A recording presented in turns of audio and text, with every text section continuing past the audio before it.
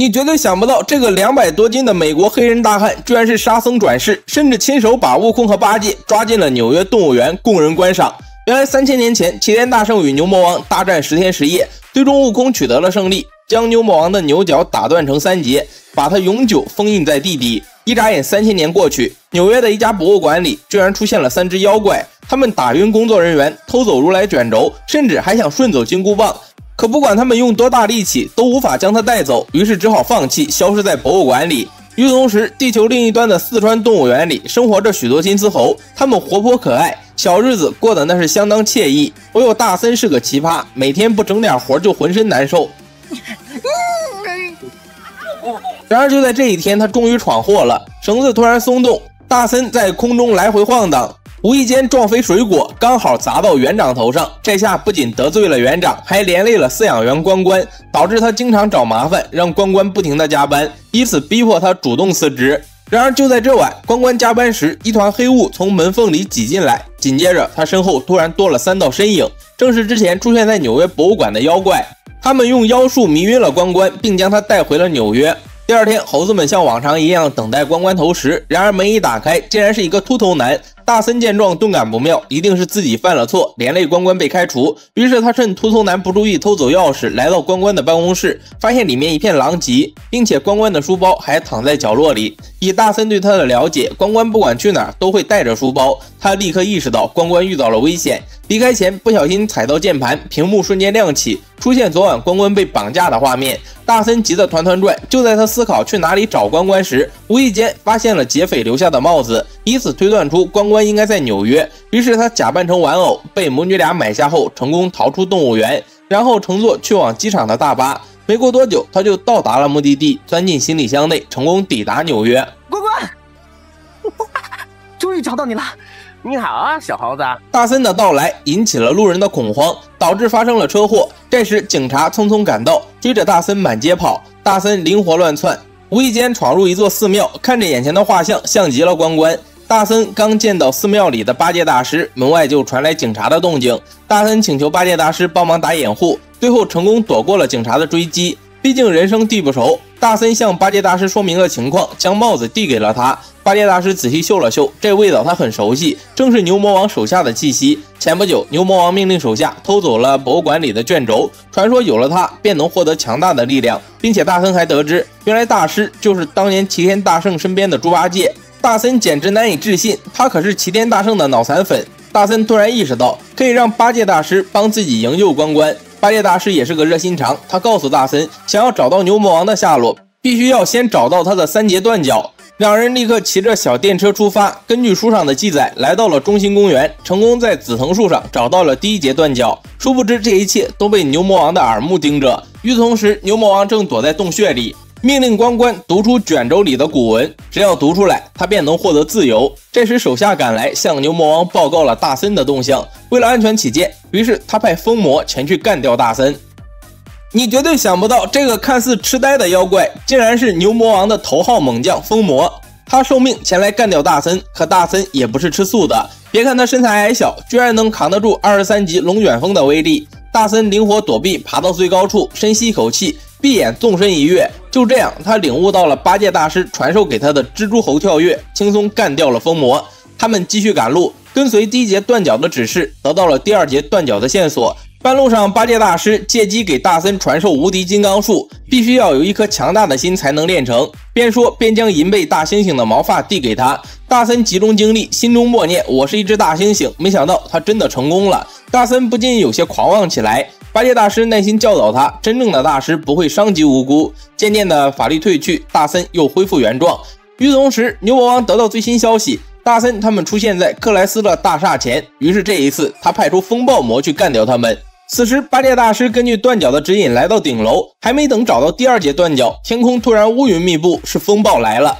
他射出雷电朝大森发起攻击，没想到大森功夫学得飞快，秒变大猩猩和风暴交战。风暴蓄力 0.5 秒射出更猛烈的雷电，但是对大森没有造成任何伤害，反而被2米粗的木头棒打回了老家。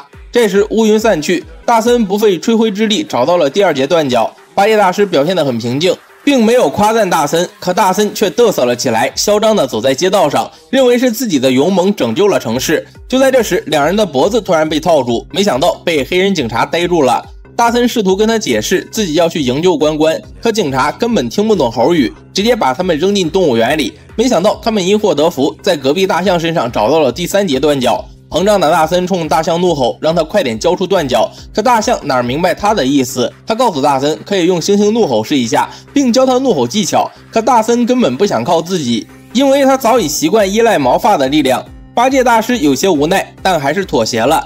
大森手握毛发，大喊一声，果然奏效了，铁门都被他震歪了。眼看神功就要练成，危险再次降临。有了战斗经验的大森不慌不忙冲上前，主动发起攻击。烽火怪发出火焰攻击，大森左右躲避，变成大猩猩，勉强和对方打个平手。接着他利用刚学会的猩猩怒吼，成功干掉了烽火怪。结果就在他得意时，烽火想趁机搞偷袭，还好大象鼻子喷出水化解了危机，并将第3节断脚扔给了大森。此时连续打败好几只妖怪的大森逐渐开始得意忘形，殊不知自己一会儿要倒大霉了。很快他们在断脚的指引下来到了下水道，不知走了多久，终于找到了牛魔王的巢穴。此时里面静悄悄的，他们都睡着了。大森趁机悄悄走上前救下关关，可他还不肯离开，非要冒着被发现的危险搞点战利品带回家给小伙伴们炫耀。八戒大师无法再继续忍受大森的狂妄，失望的转身离开。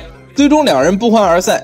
而就在大森冲上前拿下卷轴的那一瞬间，巨大的笼子从天而降。大森趁着牛魔王和他的手下沉睡时，想悄悄偷走如来卷轴，谁成想触碰到了机关，直接被关进笼子里。牛魔王也被巨大的声响吵醒，他惊喜地发现大森不仅自己跳入陷阱里，还把他的断脚一并带来了。大森镇静自若，游刃有余地变成大猩猩，准备对抗牛魔王。不成想牛魔王被他的举动逗笑了，轻松控制了他，并从他身体里取出3根毛发。大森瞬间恢复原状。原来大森之所以能在1日之内练成功夫，都是因为牛魔王将这3根有法力的毛发神不知鬼不觉地植入他的身体里。最后牛魔王将他绑在地铁轨道上，以此来要挟欢欢，让他念出卷轴上的古文。为了保证大森的安全，关关不得不从。可牛魔王却不守信用，不仅没放走大森，还将关关带走了。眼看列车即将驶来，大森也终于明白了八戒大师的良苦用心，他绝望地闭上眼睛。然而就在这时，时间突然静止了一般，是八戒大师不放心他，所以又回来了。大森很感激，想为刚刚的行为道歉。八戒大师打断了他，此时他们所剩的时间不多，必须要赶在法力失效前练成神功。在八戒大师的教导下，大森的功夫突飞猛进，甚至可以和八戒大师打个平手。与此同时，黑人警察在看书时突然觉醒，原来他就是沙僧的转世。于是他找到大森和八戒大师，决定一起干掉牛魔王。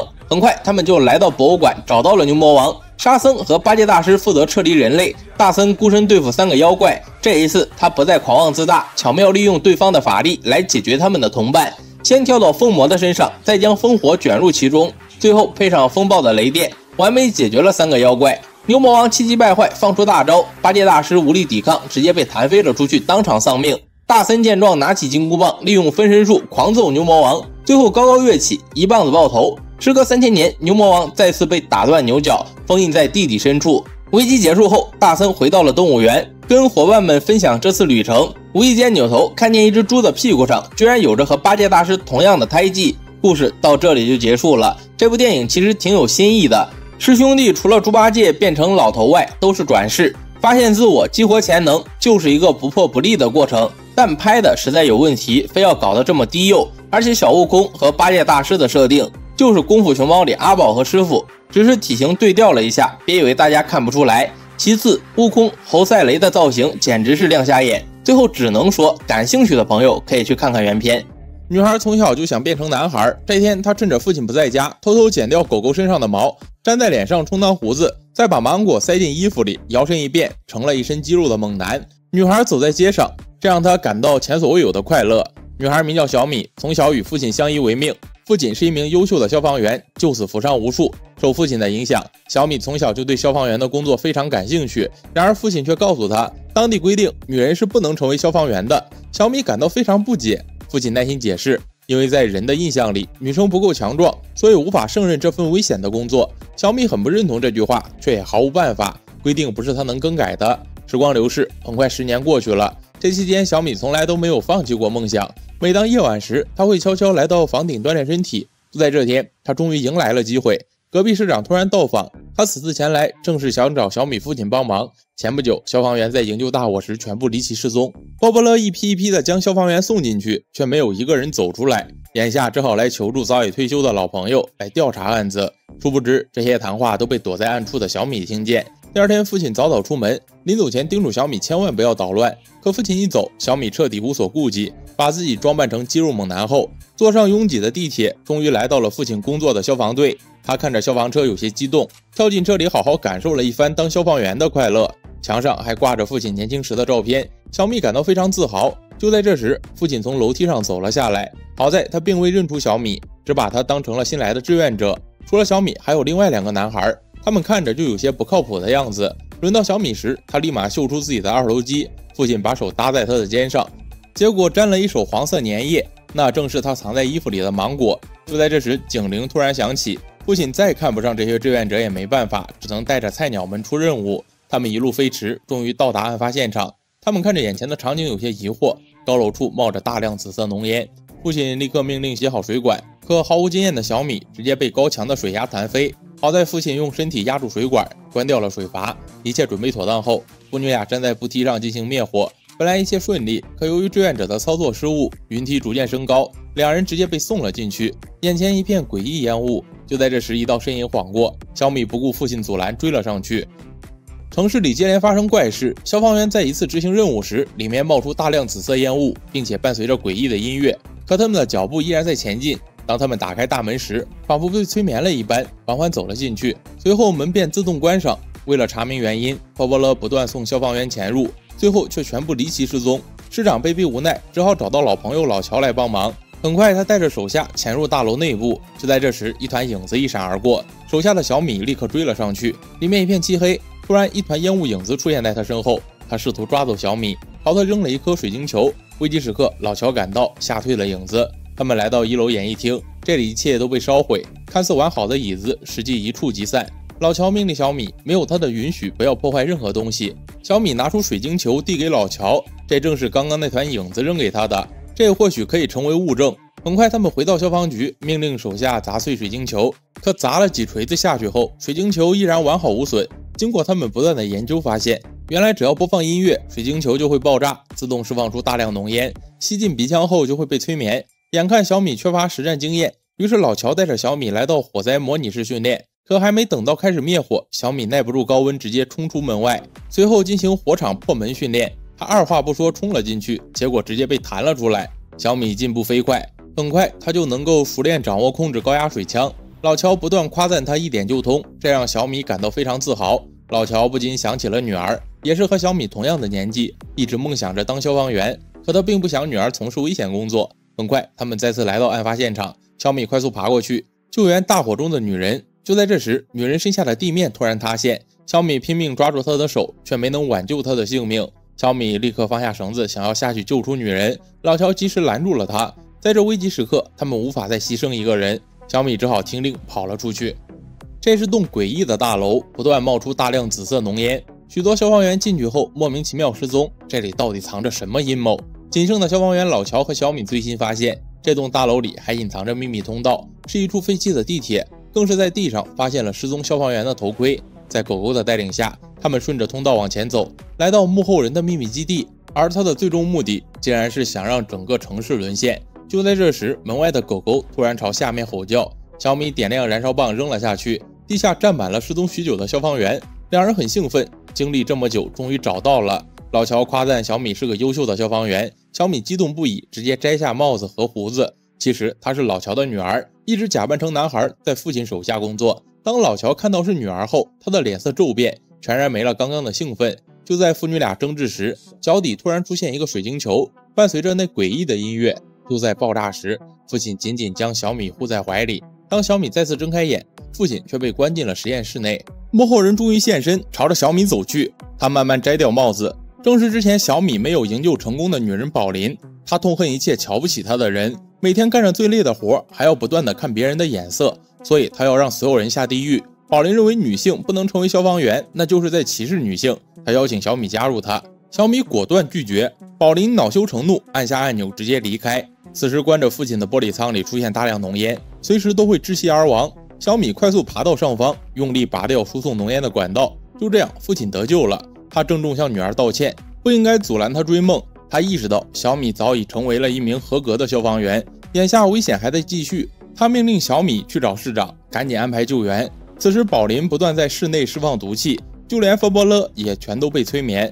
他来到楼顶，释放出大量水晶球，整栋楼瞬间喷出紫色浓烟。接下来只要再配上音乐，那么这座城市所有人都将全部沦陷。此时小米利用绳子艰难地向上爬，终于到达顶楼。他先是观察地形，缓慢向前走，再一跃而起抓住绳子，成功打断宝林的演奏。被打断的宝林恼羞成怒，顺着滑轮一脚将小米踹了下去。好在危急时刻他抓住了绳子，可宝林并不打算放过他。他试图割断绳子，结果一个不稳也掉了下去。关键时刻小米及时抓住了他。身为消防员，救人是他的职责，可小米不能撑太久。好在父亲带着消防员及时赶到，救下了他们。最后小米成为了拯救城市的英雄，当上了消防员。故事到这里就结束了。为梦想坚持，为承诺放弃，这是一部勇敢与爱的动画片。虽然剧情有些无厘头，法式喜剧的特点让这部片子看着好玩，也对消防员这一职业充满敬畏。讲述了一名女孩为了自己的梦想，打破世俗的偏见，乐观积极达成目标，结局以女性的身份被接受。和以往的 3D 画面相比，本作在渲染上有点独特，除人物之外的场景设计都像壁纸般惊艳，这也许是法国动画带来的新颖感受。女主乔装成男士的形象很有趣，反派的能力也让人讶异。此外还有消防车和2个可爱队友的日常点缀，看完真的很愉悦。当然每个故事都会完成最后的升华。影片末尾引出了女性消防员的知识，既表达了尊重，又抨击了区别对待。剧情其实稍显普通，但这个主题对儿童的观念影响上十分优秀，无论男女都可以成为保护城市、拯救人们于水火的人。其实最后的结局对应最后打出来的那句话，反倒让人感觉这个结局的美好之余带着心酸。制作很不错，适合孩子看，也推荐大家去看看原片。奇葩母鸡连续10年不下蛋，因此被同伴当成异类，一直遭受排挤，就连住的鸡窝都格外简陋。本以为这辈子就这么过下去了，结果一次偶然的机会让他成为了当红明星，甚至一夜狂赚600万。原来这天一个老奶奶来买母鸡，老板极力推荐一天能下200个蛋的母鸡，没想到这时鸡蛋滑落，一旁的屠卢眼疾手快，稳稳地接住，一番操作下来，成功引起了老奶奶的注意。他有些心动，想要买下屠卢。老板听后愣了一下，很快反应过来，给屠卢打上价签，用各种瞎话糊弄老奶奶，成功把屠卢卖出去了。回家的路上，屠卢开心极了。老奶奶的农场里还养着其他动物，非常热闹。从此，屠卢开始每天健身，势必要下出蛋。然而不管他怎么努力，结果还是一样。老奶奶发现后打电话给老板，老板一时心虚，大方的让老奶奶重新挑一只母鸡，却不想这句话刚好被屠卢听见。他伤心欲绝地离开了农场，殊不知老奶奶拒绝了老板，更下定决心留下屠卢。老奶奶开始创作音乐，让屠卢能够舒缓压力，一直忙到晚上才发现屠卢不见了。此时的屠卢不知不觉走到了火车站，遇到了一只帅气迷人的公鸡，他是火车站的工作人员，每当火车快来临时就会发出鸡叫声，两人一见钟情，跳起了舞。这时大爷打断了他们，公鸡立马来到工作岗位上。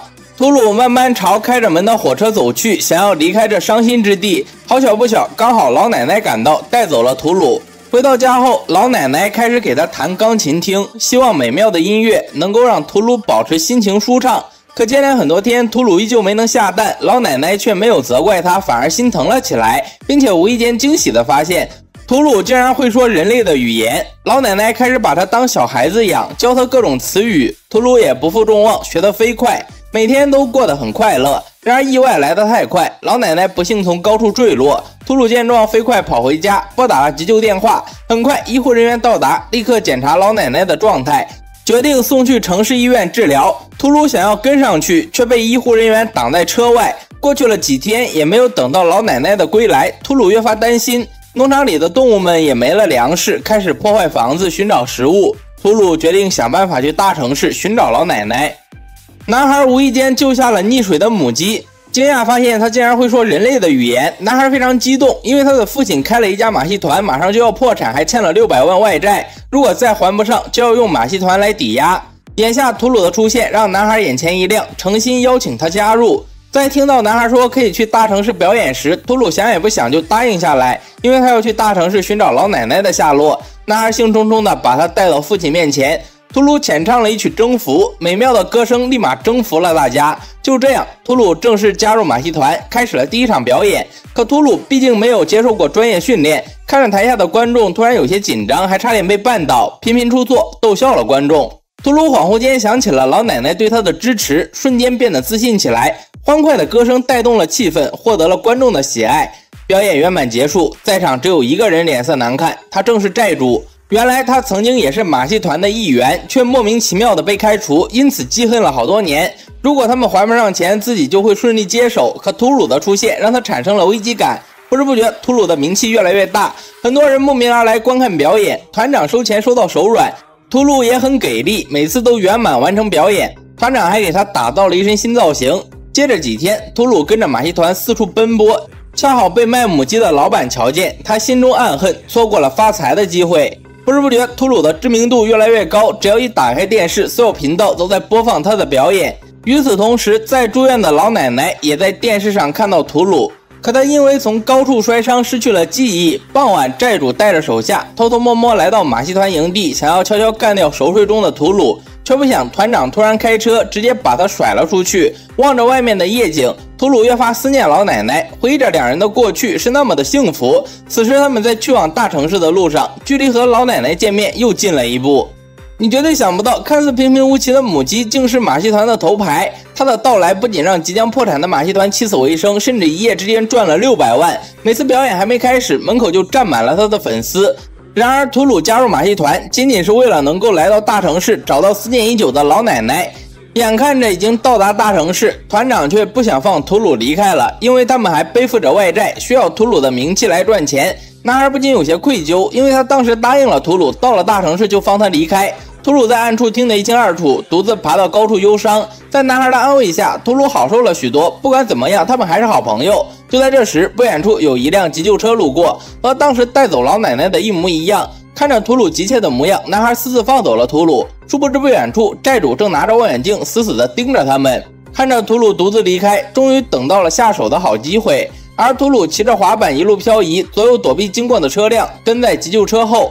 很快，债主开着跑车就追了上来。就在他即将抓住图鲁时，开车的手下无意间看到了美女的海报，结果直接被挂在了吊车上。此时，图鲁悄悄藏进路人的背包里，混进医院，成功找到了老奶奶的病房。然而，老奶奶已经不记得他了。图鲁毫不气馁，唱起了两人曾经一起唱过的歌曲。老奶奶不由自主地跟着哼唱起来，突然想起了图鲁。另一边，马戏团表演正式开始，一只公鸡代替了图鲁。原来自上次遇见了图鲁后，公鸡便对他念念不忘，得了相思病，于是坐上火车千里迢迢来找他。眼看表演马上就要开始，男孩只好让公鸡来顶替。好在关键时刻图鲁赶了过来，这样是他最后一场表演，观众们有些遗憾。好在图鲁是个营造气氛的好手，场子很快就热了起来。这时债主从天而降，要抓走图鲁，好在大家眼疾手快，没让他得逞。公鸡为了保护图鲁，不幸被打晕，债主一把掐住图鲁的脖子，当场就要掐死他。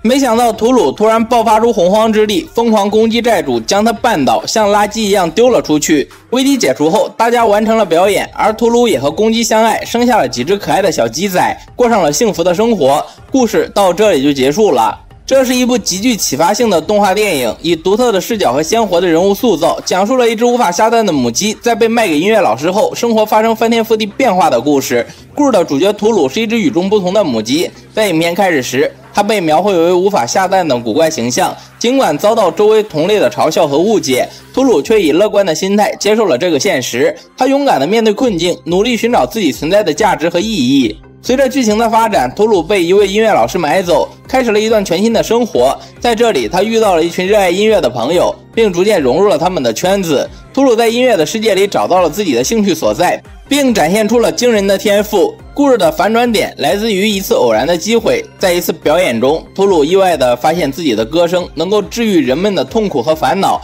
这一发现让他成为了众人的焦点，同时也带来了名声和赞誉。然而，这些并没有让图鲁忘记自己的初心。他始终保持着对音乐的热爱和执着，并用这份力量感染着身边的人。本片通过一个看似普通的故事，揭示了人类和动物之间的情感纽带，并阐述了勇气、坚持和自我价值的重要性，以轻松愉快的氛围和深刻隽永的哲理相结合，让观众在欢笑中品味人生的真谛。同时，他以独特的视角和鲜活的人物塑造，不仅为孩子们提供了无尽的想象力和创造力，也给成年人带来了启示和反思。让我们一同跟随图鲁的脚步，勇敢地追求自己的梦想和热爱，并在这个过程中发现生活的美好与意义。被人类奴役多年的大象突然开始失控，想要攻击人类，场面一度失控。就在士兵冲上前想要一枪击毙他时，男孩皮特大声制止了他们，因为他细心地发现是颜料迷住了大象的眼睛，才导致他脾气暴躁。皮特拿着沾了水的手帕慢慢靠近，可大象对人类非常警惕，直接把皮特甩到一旁。皮特毫不气馁，依然带着善意慢慢靠近。大象仿佛感知到了一般，逐渐安静了下来。皮特顺势用手帕擦掉他眼睛上的颜料，大象用鼻子指了指面前的水盆，皮特秒懂，将水盆推向他。周围的人不禁有些佩服皮特的细心与勇敢，要不是他发现及时，可能大象早就没命了。女爵士走上前，希望皮特能够留下来照顾大象。皮特想都没想，直接拒绝了。比起照顾他，他更希望大象能够回到他该去的地方，恳求女爵士能够让自己带走大象。女爵士有些为难，这时国王站了出来，他告诉皮特，如果能够答应自己3个无理的要求，就将大象交给他。皮特听后毫不犹豫答应了下来。其实皮特从小就是个孤儿，父母在一场战争中死亡，好在他被一名老兵养大。虽说战争时代早已过去，可老兵依然觉得那些可怕的记忆还历历在目，于是经常用训练新兵的方式教导皮特，每天只给皮特1枚硬币，让他去买面包和小鱼干充饥。这天皮特如往常一般带着硬币出门买饭，然而就在付钱时，恰好有人骑车路过撞了他一下，手中的硬币直接掉在了地上。皮特赶紧跑过去捡了起来，刚准备松一口气，发现对面有一家红色帐篷，透露着神秘感。皮特不禁感到有些好奇，于是慢慢走了进去。他四处打量，这时一个女人出声叫住了皮特，一眼就看出皮特是孤儿的事实。皮特有些惊讶，还不等他问什么，女人继续说只需1枚硬币就能为他解答一直困扰的问题。皮特顿时有些犹豫，可为了找到答案，还是把硬币交了出去。女人只是在他手心划了一下。 She lives. What？ 皮特有些激动，他分明记得自己曾经还有个妹妹，小的时候还抱过她，可老兵却告诉他根本没这回事。皮特这些年一直暗中搜寻妹妹，他追问女人能否告知妹妹的下落，女人只回答了4个字：跟着大象。这让皮特有些摸不着头脑，小小的镇子里哪有大象？